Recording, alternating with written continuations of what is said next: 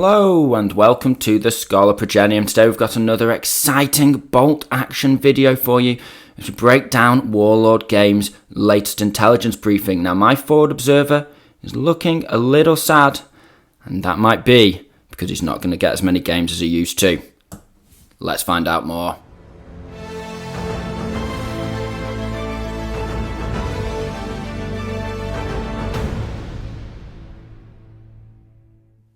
So yes, ladies and gentlemen, we have a lot to go through today. Some big changes sort of snuck into this intelligence briefing. They've said it's all about troop quality and morale. They've talked about the new officer rules, which is great. But I think the biggest changes are snuck in there, the devil in the detail, as usual. Now, before we get into today's topic, guys, I just want to share a little bit of bonus information with you, a reassurance, if you will. You see, I had the great pleasure of actually meeting and hanging out with, for a couple of hours, Marcus and Gary from the version 3 playtesting team over this weekend. Now, let me make it very clear. I do not know anything ahead of schedule. I get these intelligence briefings when you guys get them. I just film them up so you guys can listen to my thoughts as quick as possible. But the reason why I'm mentioning this is because having met these chaps, what absolute legends. Truly a pleasure to get to hang out with them. And yeah, I just know now we're in the absolute best of hands. These guys have their heads screwed on. Their hearts are in the right place. They're truly passionate about the game of bolt action. So dedicated to it, you wouldn't believe unless you met them in person. And with that, I just wanted to say that because we've got some big changes today, but I know when we see the final product now, we are going to be playing the best version of bolt action that has ever been released thanks to these guys. So I just wanted to give a big shout out to them and a thank you for taking care of me on Sunday. So without much further ado, let's dive straight into this week's intelligence briefing. Now, first things first, let's talk about the things that haven't changed. And that is the way veterancy works. So regulars, inexperienced veterans, whatever the veterancy of the infantry you're using, their morale level has stayed exactly the same, as has the dice roll required to kill one of those units. So inexperienced still have a leadership of 8, and they still die on a 3 up, all the way up to veterans having a leadership of 10, and of course dying on a 5 up roll from damage. So that's what stayed the same, and I could not agree more with the boys on this one, because ultimately, if it ain't broke, don't fix it. And I think, yeah, really happy with that not change, and I'm really glad that they included it. They included the clarifications. Now let's look at things that have changed. Now the first one to change is the rally order. Now this makes me chuckle a little bit as a veteran player who's played through first edition and second edition, and very much looking forward to third edition now, as you guys all know. They've been fiddling with this rally rule, kind of like the MG rules, just over every edition. So if you didn't play first edition, you won't believe how crazy this was, but you used to have to do a rally order including the pins. So if you had 5 pins on you and you were a regular with a leadership of 9, to do a rally and clear those pins and clear D6 pins, you would have had to pass the order check including the pins. So once it was time to rally, gosh, it's almost impossible to shift, and it just meant that you could really pin down units. You've got 6 pins on a unit, jobs are good, and it's going to spend 2 or 3 turns attempting to rally. It can't hit anything, all of that. So that's where we've come from, to give you a little bit of context. Now, where have we arrived? Well, just like in second edition, to complete a rally order, you simply have to pass an order check on your base morale. So an inexperienced unit would have to pass a rally order on an 8 or less. Just the same. However, and of course, just the same, you can never have better morale than an 11. So Finnish troops can't improve past 11 even with an officer, and likewise you can't get a value less than 2. You can always pass a rally order, or pass an order on a double 1 rather. So where does rally come into all of this? Well, now when you pass that rally order, you clear all your pins. No longer 1 pin, no longer D6 plus 1. You clear all your pins. If you've got pinned down, like you will have seen in a recent battle report, I managed to pin one of JP's units up to 8 pins. I was this close to driving him off. Now, if JP passed that order check, doesn't roll D6 plus 1, he clears them all on the base. So pins, there's a lot more of them, but again, we're seeing their impact on the game very much directed in a certain way, which is the momentum of the game. So if you've got loads of pins on you, you can still shoot. It's not going to affect your shooting anymore. It's only about morale. Now we can see that with this new fast-paced game, this new fast-paced version where we've got action straight from turn 1 and 2, it's necessary, therefore, to have a rally system where you can get units straight back in the fight. And you're also going to have a lot more units putting out pins. So units are getting shut down a lot more quickly, and because they still have to pass that order check to actually do anything, this means that now, yes, you're dedicating their action for the entire turn to rallying, but once you've done that, they are back in the fight. And I think that just fits in perfectly with the context of the new game. We've got that many more units. It's that much easier to hit. There's no way of preventing yourself from getting those pins, despite how much easier it is to hit. You're getting pinned whether you're in cover, soft cover, down, whatever. It doesn't matter. The pins are going to stick because all the cover does is save you from actually getting wounded and becoming a casualty. So in the context, and having played a lot of Bolt Action 2.5 at this point, this just makes perfect sense to me. Now, I know already some of you will be thinking, what? I can get someone to 9 pins and then they just clear them all? Well, you now know that's the case as well. So you can shut people down to 2 or 3 pins, 4 pins, or a nice cheeky little bit of HE, slap some pins on the unit that you're firing at, and you know essentially now that you have shut them down for the turn, because why would your opponent not rally them once you've got like 4 pins on them? Because the order check's so hard to pass. If they really need to shoot, they know the pins aren't affecting them that much, but there becomes a kind of, in my mind, almost a pin curve to it, where 1 pin's going to affect the shooting a little bit. If that's all you need to do, you don't need to pin that unit up anymore. If you want to potentially stop it from activating, slap a load of pins on it. But knowing that if they get the next dice, they can do a rally order and clear all those pins off and get them back in the fight. And that benefits everybody at the end of the day. It's a 2-way street. You've got a squad of veterans down on an objective in hard cover, just eating pin after pin after pin. Well, the rally thing is going to be a part of that. Do you go down in the hard cover to keep your veterans surviving on a 2-up? When it takes a 5-up to wound them, making them very tough. But then if you don't rally them, there's so many units out there that can put pins on them. It's not actually that hard to stack them up to 10 pins and drive them off the board. Or do you in fact rally that unit, lowering your cover save to a 4-up, making you a lot more vulnerable, but then you can get back in the fight, you can defend yourself next turn, or at the very least, you've cleared those pins off and bought yourself some time so you can carry on sitting on that objective. So with the change comes dynamic changes in tactics as well. Next up, let's look at these chaps here. Our officers, second, lieutenants, commanders, all of that thing. Now, the first change, and there's a lot of changes to do with this, to be fair, some more obvious than others. So now we have platoon commanders and company commanders. Now, I'll put the table up for you, but essentially, there's no second and first lieutenant anymore. There's no major and captain. They can be whatever rank you decide, essentially. But the platoon commander will now give the first lieutenant bonus, so +2.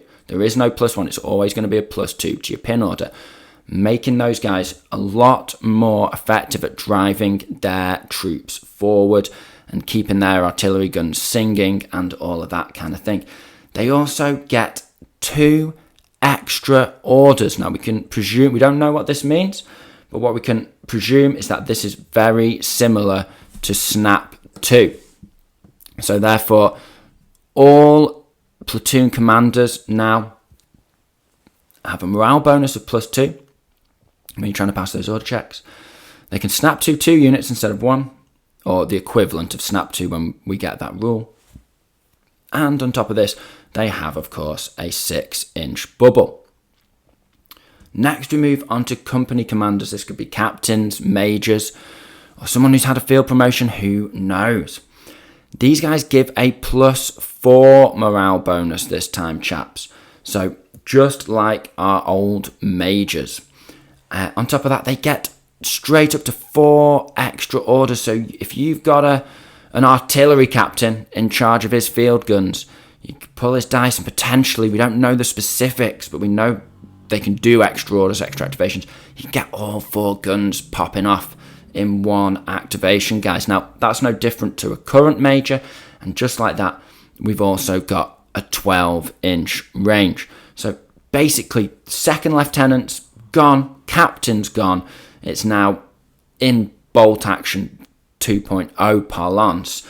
It is first lieutenants and majors are your options now. Okay, now we don't know what the points will be or anything like that, but we know that is how they work. Now, an interesting side note, especially for those German players and anyone who's been watching my recent Bolt Action 2.5 videos, is there's not going to be any more, or we're not going to get the chance to spam free assault rifles. You see, if I take a lieutenant, let's say, and I give him 2 buddies, both with assault rifles, I have to pay for those now. So, more points. However, therein lies the devil in the detail. You see, they've decided to make this a version-wide policy. So no longer is my lieutenant and his buddies getting free assault rifles or SMGs, but there are no more free units. That's right, people. I'll say it again. There are no more free units. And that is why my Forward Observer is looking so down in the mouth today. That's right, chaps. No more free artillery observer for the Brits. No more free artillery for the French. No more free 12-man conscript squad for the Soviets. This is, in some ways, the biggest change we have seen. Yes, I know there's been a lot of changes, but now we know for sure that the national rules are in some way changing. Will those national rules just be removed and not replaced? The Brits already have a wide variety of other national rules to choose from, and major factions often have 4 national rules, whereas minor factions often only have 3. So will they be bringing everything into line? Now, I honestly couldn't predict this, but as I said at the beginning of the video, I am very assured that it is all going to come together over the next couple of weeks when we find out what's going on with the national rules. Now, the first thing that comes to mind when I see this is goodbye forward observers, but I don't think it's going to be as straightforward as that. Now, the reason why I say this is I actually recently had the fantastic opportunity to play against Manuel Jimenez, who's more commonly known as Peligro. That's his competitive bolt action name. Now, he is ranked number 1 in Germany and number 2 in Spain behind Achilles. And if you know anything about the top levels of competitive bolt action, you know that Achilles is almost unbeatable. And big shout out to my buddy Bo Mortensen, who recently actually beat Achilles. But the reason why I mentioned Manuel, or Peligro as we'll call him, not only is he an absolutely lovely guy, taught me a massive amount, real legend, and a big fan of the Finns, even taught me something about the Finns. I didn't think that could be done. I thought I knew the Finns better than everyone, but it turns out I didn't. Now, Manuel, he brings 2 field observers. So as a Brit player, so he gets his free one, he pays the points for a second one, and he kind of has them near each other, so you just get double whammied. If he rolls a 4 up with both of those artillery strikes in the same turn, GG, mate. And if it even gets them in a sort of ripple effect one turn after the next, GG, mate, again. In fact, in our game against each other, he killed 3 units with those 2 airstrikes. Absolutely ruthless. So, if the best players in the world are willing to spend the points on an artillery observer, let's not throw all of our toys out of the pram just yet. There's always some valid tactics. That's one of the wonderful things about bolt action, is even when you think you know the Brit competitive list play by play, someone can always throw in something that works for them. And if you want your artillery strikes, I can reassure you, you will find a way to make it work for you. A further point to add to this is, as we know, a big part of version 3 has been bringing people into the fold. Machine guns never used, right, let's get them used. Big tanks never used, let's give a 20% discount and get them on the table. Now, I don't know about you guys, but I rarely see a forward artillery observer because of the price and the lack of consistency in their effectiveness. I rarely see them on the battlefield for anyone who isn't a Brit. And for Brits, sort of double whamming people, having a free one and paying for a second, of course, super powerful, as I learnt the hard way. But what this means is, I wouldn't be surprised if forward artillery observers got brought into the fold. They got made a little more reasonable for what they can achieve consistently, so that everyone's getting a go at artillery. Artillery barrages, it shouldn't just come down to the prep bombardment. We should have a lot more artillery. Forward observers, if you read accounts from historical accounts from World War II, you'll hear time and again the positions of forward observers being mentioned. So, and sort of the roles that they play. And artillery, of course, was just a huge part of modern warfare throughout the 20th and 21st century. So I think the Brits are losing their free observer, but I wouldn't be surprised if the free observer was made a lot more effective for everybody. Now, there's a lot more devil in the detail to this one. Of course, I'm not a Soviet player. I'm not a French player. The only free unit I ever got was the free artillery observer. But I think this might be a perfect chance to mention that me and my buddy Bo Mordson are doing a little bit of a double team collaboration this week on the intelligence briefing. You see, guys, now I don't want anyone to worry. I'm a big boy and I'll be absolutely fine, but I am very unwell at the moment. I've dragged myself out of bed to get this video filmed for you chaps. But my very good friend Bo Mordson has kindly agreed to step up to the plate, and he's even signed up the #1 competitive Australian player, and he's going to do a video as a sequel or a partner to this video that'll be up on his channel later in the week. And as soon as he's got that video done, I'm going to put it in the description in my video, and he'll do likewise so you guys can see both of our thoughts on this, because I'm sure Bo is one of the best players in the world. He will be able to add more to this, and I can't wait to find out what he has to say in his half of this little duet that we're doing this week. So make sure after you've watched this video, you hop straight over to Bo Mortenson's channel and see what he's saying over there. But before you go anywhere, chaps, we've got one more big bit of news, and something that I have always had in the back of my mind when playing previous editions of Bolt Action. So let's slide these chaps right out of the way and go back to vehicles. And of course, it wouldn't be a Warlord intelligence briefing by now without Warlord just slapping around vehicles and giving them yet another nerf. So what nerf do vehicles have this week, I hear you ask? Well, they can be automatically destroyed these days, chaps, by a down order. Let's find out more. If you fail an order check and you're forced to go down with a vehicle, then you're going to reverse 6 inches, just as you always have. But if you reverse 6 inches and you come into contact with your board edge, the vehicle flees and is automatically removed and destroyed. This is massive, especially when you think about prep bombardment, especially when you think about artillery officers such as this chap here.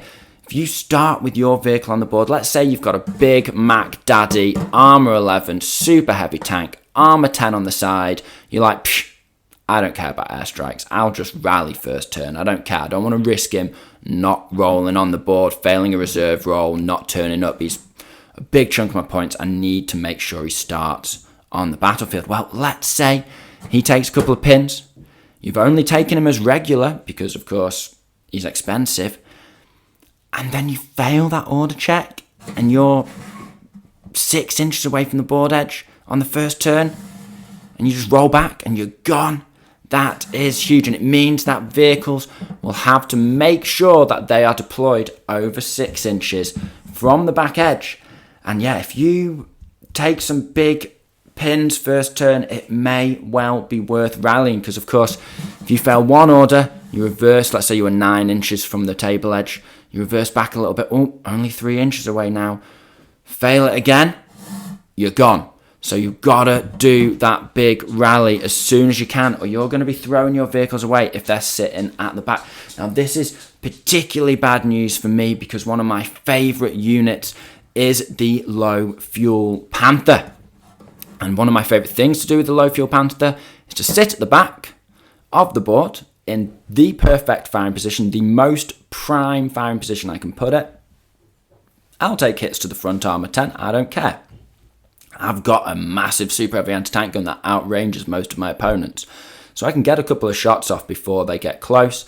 I can always reposition. I'm nice and far back, just sitting on the back sniping with that super heavy anti-tank gun. Well, now, if they manage to get me with some HE, if they manage to get me with a prep bombardment or an artillery strike or anything really, and I fail that order check, then no more sniping Panther for me. So it's something we're all going to have a look at, and it's definitely going to shift the tactics for vehicles even further.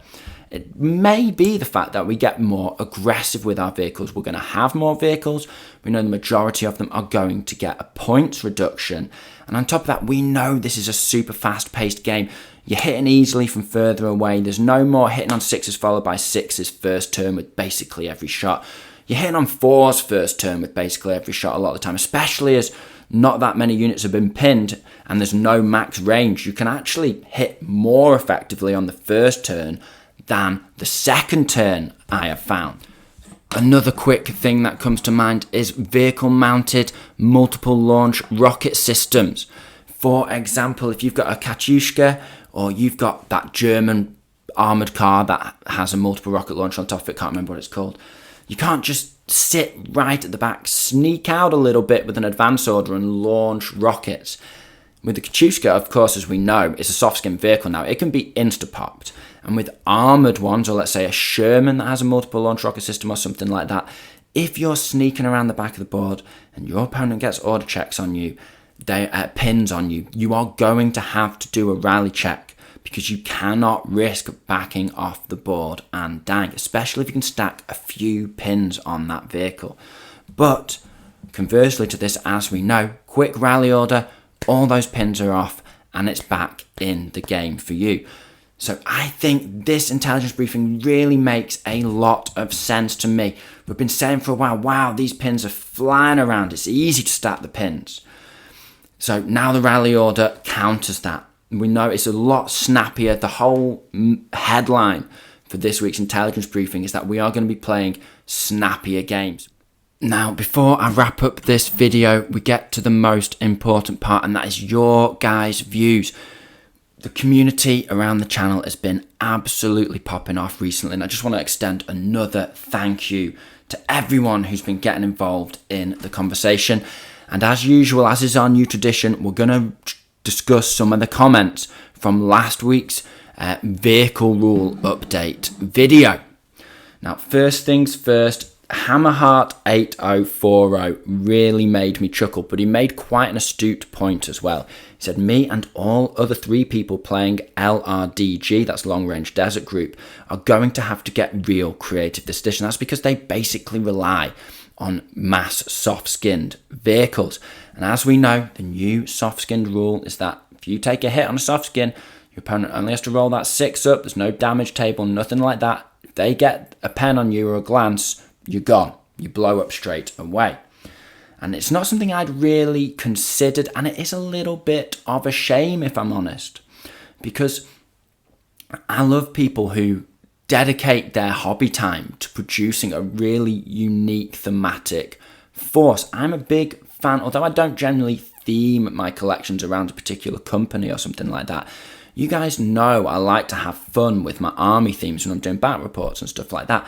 And to commit to building an LRDG desert force is really cool. The fact that their vehicles now on the surface are dying so easily, it's a big blow. However, I don't think it's all she wrote, so to speak. I think we've still got some more news to come on that. So, although I don't want to get anyone's hopes up because I have no idea myself, and it's pure speculation, I feel like this edition is so well written, so heavily play tested, that there's no way they've overlooked that. Next up, we have a comment from ArkyKM, one of our venerable and valued channel members. Now, Arky says that they feel like the turret jam should happen in the last facing the turret fired. It gets hit, turret stops moving. That makes sense to me, to be honest, and a lot of people agreed. You got a lot of likes on that and a couple of responses too. Just makes sense to me, but hey, I'm not writing these rules. I have the luxury of sitting back and relaxing and just playing the game. There's no pressure on me. So I'm sure that decision has been made in good faith. But to me, it just seems so simple. Hit vehicle, turret jams, stays in the position it last was in. Then we've got a Violet Moon Media. Big shout out to Violet Moon. Had the pleasure of sharing a pint with them recently. We met in real life at a tournament. And they say that all in all sounds good. Separation of damage tables makes the game more interesting. The modification to armor transports does make a lot more sense because basically make them worth their points. And instead of it just being an upgraded truck, they actually have a use. And they also predict that the fast rule is going to be a boost of speed, but a reduction in terms. So maybe a wheeled vehicle can go 18 inches, but only turn once if it does so. And I think that's a pretty good speculation. Next up, we have another commenter, the Tobacco Man. He says he just can't wait to use his heavy German tanks and not feel like a scrub for doing so.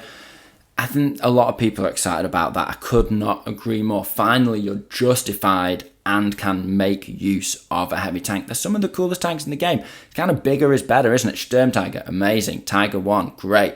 King Tiger, beautiful. So to be able to use them, I think everyone's buzzing for that. Vampius comes back with another comment, and they say they'd love to see troops being able to get into advanced transports and being able to assault at them, and some more interesting special rules to do with transport. So hopefully we see a little bit of that. Scott Usher comes in with another comment saying that I wanted buffs for vehicles. You're absolutely right, mate. I've been crying out for buffs for vehicles, and the buff to armoured transports, allowing them to end closer to an enemy unit than a friendly unit and not be wiped out as long as they pass a morale check. That is a massive, massive buff. And it kind of, again, I can't help but feeling, and this is pure speculation, I can't help but feeling there is going to be units that can assault and get into combat out of transports, because hop out of a transport, assault, get wiped out, you would lose that armoured transport straight away. But now, even if you get your entire unit wiped out on an unlucky charge, your transport might still survive, and it's not going to be a 2-to-1. Again, speculation on my part, but I just feel like the omens are pointing us in that direction. Keith Lewinsky's back with another stellar comment here. Really enjoying your input on the channel, mate. He says that he's surprised that they made soft skins pop on a 6-up, but that, speeds up the game, makes things quicker. There's probably a good reason for it that we just don't know. But he thinks Warlord missed a trick here. There should have been an ammo ignition result on the glance chart, potentially, or on one of the damage charts. It's classic tank brewing up because the ammo's got hit and it explodes, and he was thinking maybe it could send shrapnel 3 inches, 6 inches in every direction, some kind of effect on units surrounding a tank that gets brewed up. Interesting point to make, and I'm loving these creative ideas you're coming up with and putting in the comments section. So thank you once again. Our buddy and fellow bolt action content creator, the Dice Ghost, pops in with a simple comment this week. Great update, King Tiger for the win. And I already know, because I'm mates with Greg in real life, that he bought himself a King Tiger, a Tiger 2, when this intelligence briefing dropped, because you just couldn't wait anymore. So it's justified. That was justified enough. So can't wait to play against that Tiger 2 bud. DMK A94 absolutely had me in stitches with this comment. Very simple, very straightforward, but rest in peace, flaming immobilized horses. And what he means by that is, of course, now if you've got horse-drawn limber, back in the day, or currently still, I guess, because it's still Bolt Action 2nd edition, you could set a horse on fire, you could immobilize a horse. It's like this poor horse that's been set on fire and shot.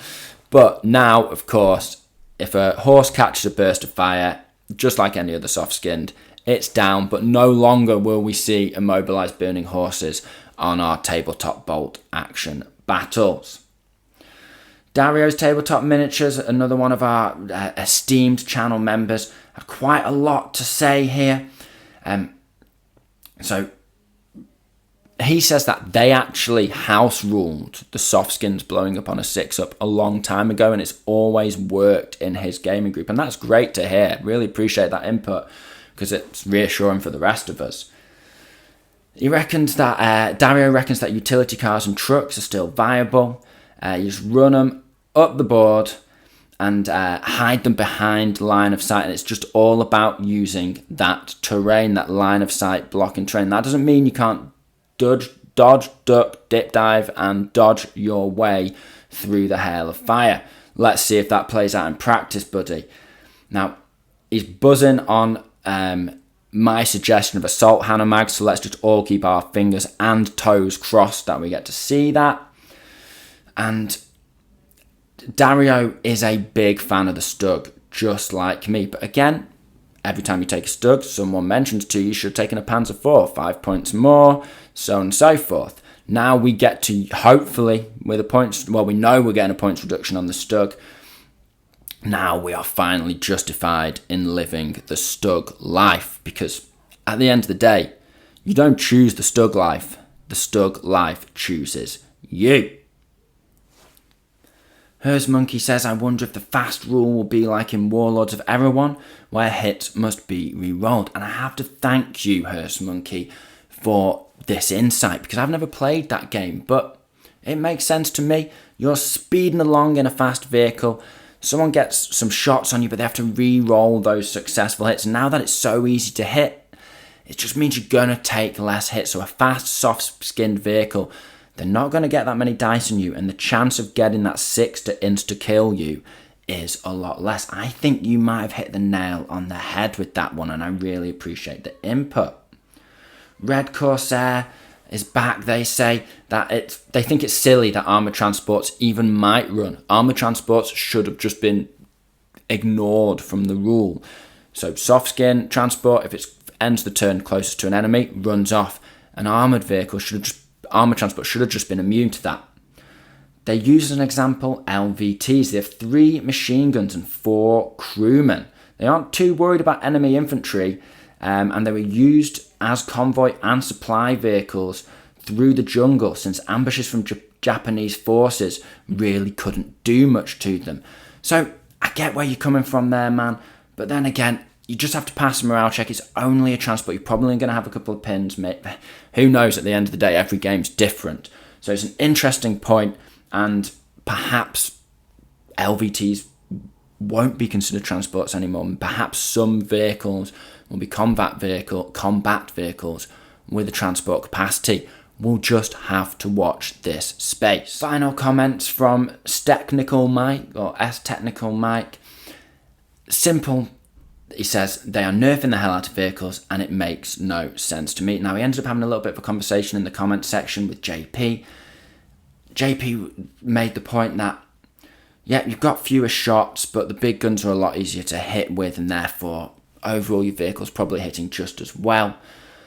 But Mike came back with an undeniably valid point, which is that, is there any point to taking soft-skinned vehicles or light tanks that mainly offer the extra MG shots, considering you can now just take MG platoons, take more infantry, run them up the board. You don't even need the soft-skin transport.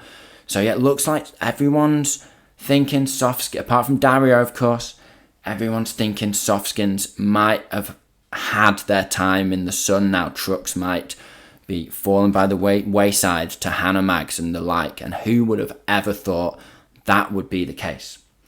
Now, as per usual, guys, we'll set another meeting for this time next week.